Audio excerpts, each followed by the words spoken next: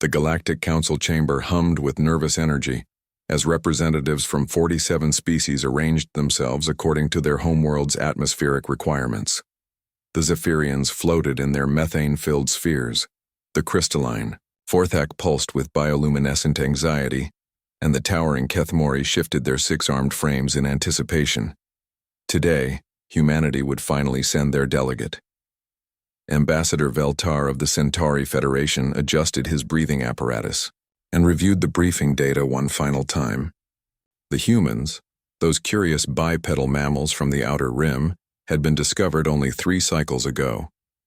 Initial scans suggested they were typical carbon-based life forms: soft flesh, no natural armor, no venom sacs, no psychic abilities. Their homeworld showed signs of primitive technology and constant warfare among their own species. Fragile creatures, Veltar had noted in his report, likely to require extensive protection protocols during negotiations. The massive chamber doors began to open with a deep, resonant tone that signaled the arrival of the newest species to petition for council membership. Every eye, sensor, and consciousness in the room focused on the entrance. What emerged was not what they expected. The human stood 6 feet tall, average by the data records, but there was something in the way she moved that made every predator instinct in the room suddenly alert. She wore no environmental suit, no protective gear, just a simple black uniform that seemed to absorb light. Her skin was olive-toned, scarred in several places, and her dark hair was pulled back in a functional style that suggested military precision, but it was her eyes that made the Kethmori unconsciously step back. Dark brown, nearly black, they swept the chamber with the calculated assessment of something that had evolved to hunt. "I am Colonel Sarah Chen," she announced, her voice carrying, clearly through the chamber's translation matrix. "I represent the Terran Federation." The title made several delegates exchange glances. "Not ambassador, not diplomat, Colonel." Veltar activated his speaking platform. "Welcome, human delegate.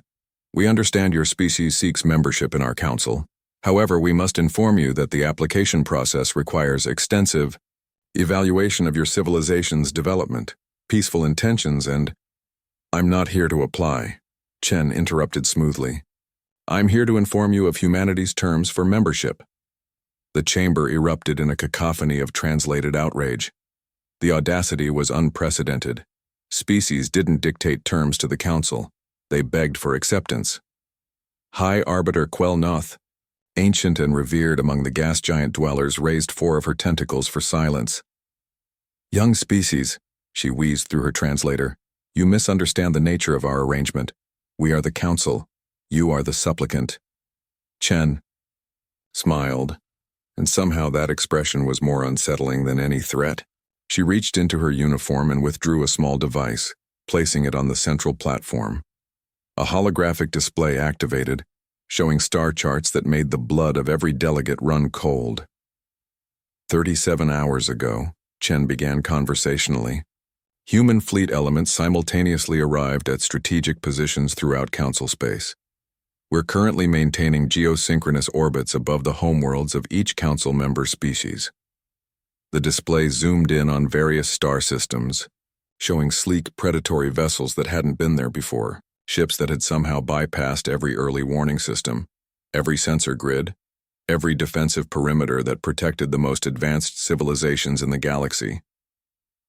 "How?" Veltar started, but Chen continued.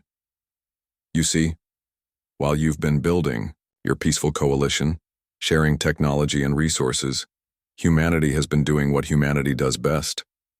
Her smile widened. "We've been perfecting the art of war." She touched the device again, and new data streams appeared.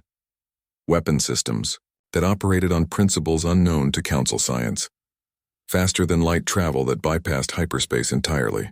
Most disturbing of all, detailed intelligence reports on every council species' military capabilities, political structures, and strategic weaknesses. "Our species didn't develop in peaceful isolation," Chen explained to the stunned silence. "We evolved in competition with other apex predators. We learned to hunt in packs, to use tools, to wage total war against our own kind for millennia. Every war taught us something new. Every conflict made us stronger. The Zephyrian delegate's sphere began to glow with panic pheromones. This is barbarism. The Council maintains peace through cooperation, not through threats. And that's exactly why you need us, Chen replied. You've built something beautiful here. 47 species working together, sharing knowledge, creating prosperity. But you've also made yourselves vulnerable. You've forgotten that the universe isn't empty and peace is a luxury that must be protected. The chamber's holographic display shifted again, showing star maps beyond Council space. Vast, unexplored, regions where sensor probes had recently detected something that made every delegate's worst nightmares seem quaint by comparison. 6 months ago, our deep space reconnaissance discovered signals from the void sectors, Chen continued. There's something out there, something that sees your peaceful federation as prey. They're coming, and when they arrive, your diplomatic solutions and trade agreements won't protect you. She deactivated the device and looked around the chamber, meeting every gaze with unflinching confidence. Humanity offers you a choice. You can accept us as equal partners, with full council membership and voting rights, and benefit from our military expertise and protection. Or you can maintain your current course and face what's coming with meditation circles and strongly worded resolutions. High Arbiter. Quelnoth's tentacles writhed in agitation.